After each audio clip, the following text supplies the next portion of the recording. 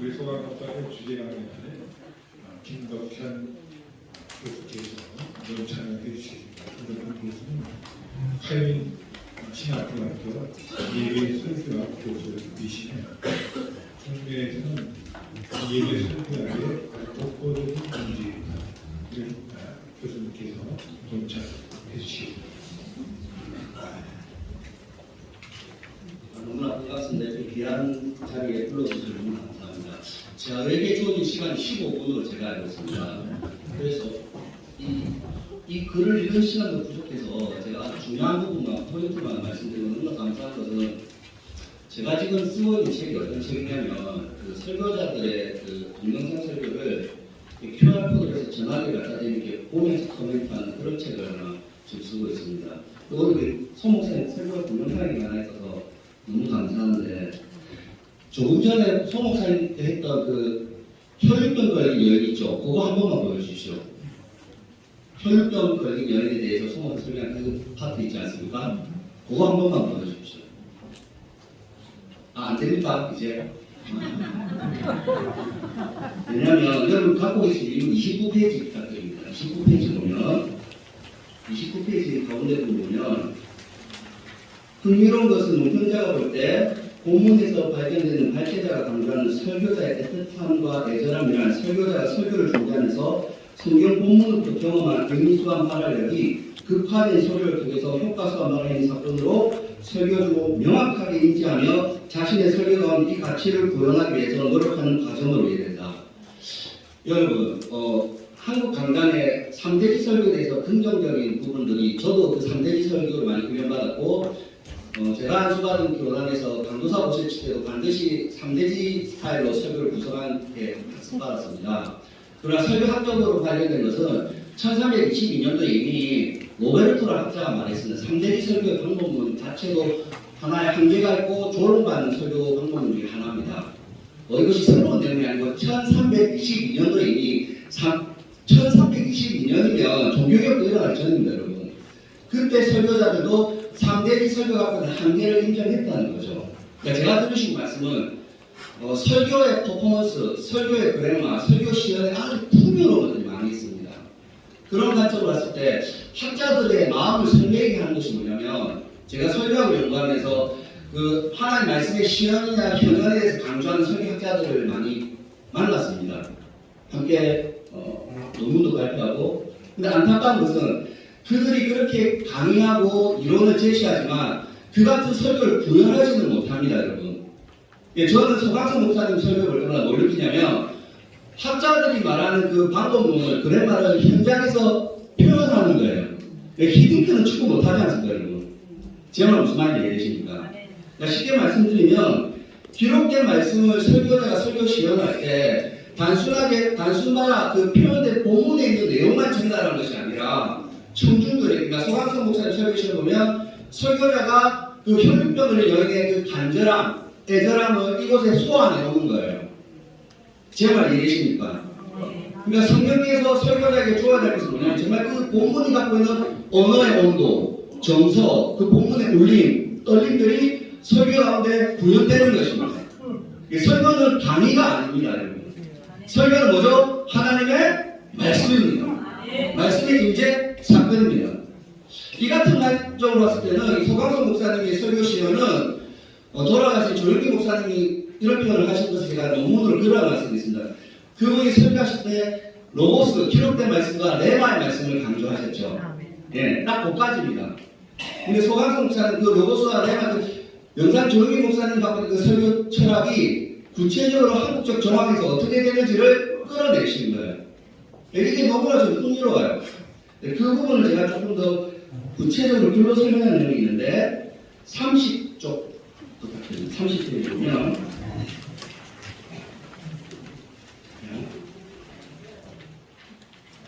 30페이지 보면 제가 읽겠습니다. 단순 발화층의 내용만을 강조하는 설교는 17세기 후반과 18세기 있었던 계몽주의의 과학적 진보에 영향을 받은 설교의 방식입니다. 이런 설교를 버트릭 같은 학자는 다음같이 비판하고 있습니다. 설교자는 연구를 위해 하나의 대상을 따로 나누는 과학적 절차를 그대로 흉내내는 것을 보인다. 단순 발화층을 강조하는 설교란 설교를 위한 주제라는 설교를 논증과 동요로 만들어 봅니다. 자, 그러니까 설교를 논증적 행위로만 보는 거예요. 물론 설교 안에 논증적 행위도 있지만 한 번 더 말씀드리면 설교는 뭐죠? 하나님의 살아계신 말씀입니다. 은혜의 사건입니다. 말씀의 사건입니다.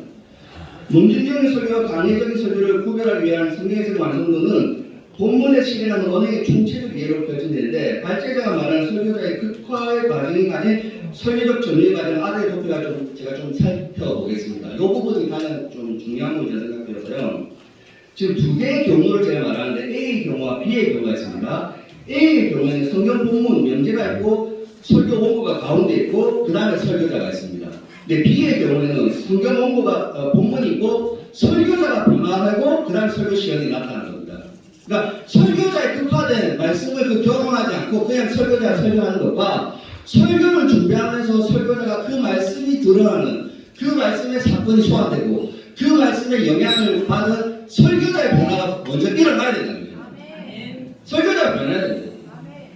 조영규 목사님 그런 말을 쓰셨더라고요. 그러니까 로고스와 레마의 말씀인데 레마의 말씀을 얻기 위해서 정말 떼굴떼굴 구르고 기도하고 몸부림쳤다는 저는 그렇게 생각합니다. 이 같은 설교자의 극화된 변화, 말씀의 경험 그 혈육병을 여기 애절함과 간절함을 오늘 현대인들에게 구현하기와 이 같은 그 간절함, 애절함 이거 없이 강대상에 선다?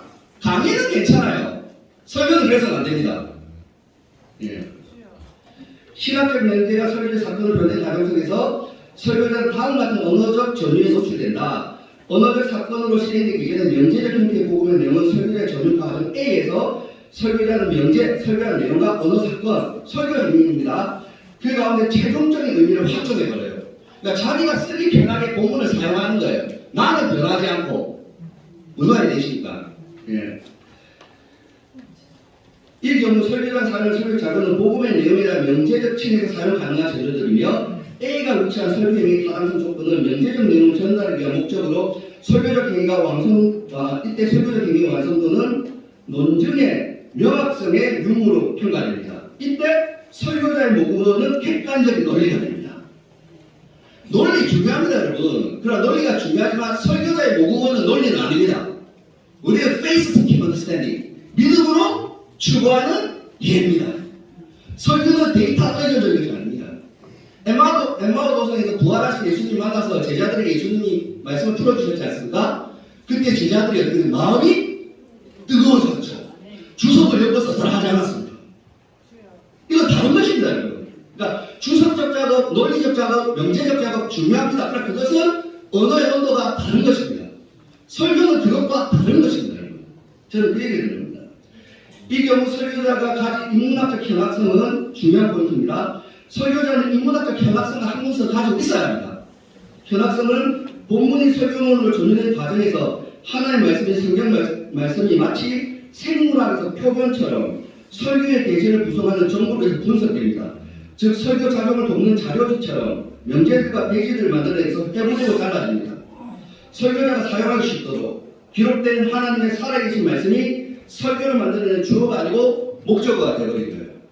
그러니까 이 같은 설교적 연습이 있습니다. 훈련이 있습니다. 그러니까 그것은 하나의 또 설교적 장르입니다. 그러나 제가 볼 때 소강성천 설교 세계에서 보이는 B의 형태는 이 설교적 종류 B의 경우는 설교자는 명제와 어느 사건 사이에 위치함으로써 명제가 변화시킨 설교적 사항을 만듭니다. 이때 하나님의 복음의 내용, 그 내용이 이미 설교자를 변화시키는 거예요. 소강성 목사님 평소에 어떤 말하는 방식이나 캐릭터가 있을 것입니다. 근데 혈육병 여인을 설교할 때는 그 설교적 정황에서 혈육병이 여인이 등장하고 그 여인의 간절함이 등장하고 그 여인을 통해서 주님께서 행하신 사건이 또다시 일어난 것이죠. 무슨 말이 되십니까? 그러니까 본문이 달라질 때마다 그 페르소나가 형성되는 거예요. 근데 많은 목사님들은 본문이 달라지는데 항상 동일합니다. 제 말을 이해해 주시죠? 이게 다른 것이에요. 이건 다른 것입니다. 예. 말하자면 바울은 다메섹 도서에서 부활하신 예수 그리스도를 만나 그의 삶이 전적으로 변하기 전에는 위협과 사기가 등등하여 예수님 믿는 사람들을 핍박하는 행동과 사울이었죠. 그가 예수 믿는 사람을 핍박할 때 그의 논리를 사용했던 명제, 자료가 무엇입니까? 바로 구약 말씀입니다. 맞지 않습니까? 근데 그게 사도 바울이 성령을 경험해죠. 사도 바울이 달라지지 않습니까? 남을 쫓는 자에서 이제 쫓기는 자로 변하지 않습니까? 명제의 내용은 똑같아요. 누가 달라졌다고요? 사도 바울이 달라졌죠. 그 말씀을 어떻게 드러나느냐? 그 말씀으로 받은 그 의미수한 바라 행위가 만드는 설교자의 형성이, 인격성이, 시연의 강도가 표현하는 데 있어서 이제 중요한 문학, 음악 이런 부분들 이야기들로 설교자가 구현되는 것입니다. 저는 그렇게 생각합니다. 마지막으로 총평부분 조금만 읽고 시간 좀 가져가시면 예, 제가 마치려고 합니다. 여러분 가지고 계신 33페이지입니다. 총평부분입니다. 그럼 꼭 집에 가서 제 아티클을 꼭 다 읽어보십시오. 논평자가 보기에는 발제자가 추구하는 극화된 설교는 인문학적 현학성을 통해서 발견되는 신학적 명제적 내용이 설교라는 언어 사건으로 실행되는 과정에서 고유한 설교자의 지위에 관련된 정형성을 가집니다. 이 정형성이 아주 독특합니다. 이 정형성은 바로 복음의 현정성의 유무를 보여주고 있습니다. 설교자가 자기가 망가지고 그런 노래를 부르는 것을 통해서 일종의 또 다른 정형성을 가지는데 그 자기 비하, 해석학적 자기 비하가 복음의 현정성을 가져온다는 것이죠. 예. 즉 설교자가 성령의 페르소나가 된 것이다. 진지한 내용을 설교하지만 설교자 자신이 진지해지지 않음으로써 복음이 실제로 구현된 것을 청중들에게 경험시키는 것입니다. 설교자의 현학성이 복음의 현정성으로 극화되었다. 하나님의 말씀은 눈에 볼 수 있게 연출되고 있다. 복음의 내용은 설교자의 품새를 명확하게 실현한다. 논평자는 이 언어적 사건을 설교자, 그 성령의 페르소나라고 말하고 싶다. 소강성 목사의 설교 시연은 성령이 만들어낸 페르소나다. 그러므로 예배란 정경이란 대본을 가지고 극화된 설교자들의 설교는 교회라는 극장에서 상영되는 신령한 드라마입니다. 드라마의 감독님은 총감독님은 성령님이십니다. 그러므로 설교란 하늘에서 이루어진 것을 땅에서도 실행하는 복음의 드라마로 이해될 수 있다. 여기까지가 제가 좀 총평이고요. 좀 디테일한 내용, 좀 딱딱한 내용 꼭 집에 가서 확인해 보시기 바랍니다. 감사합니다.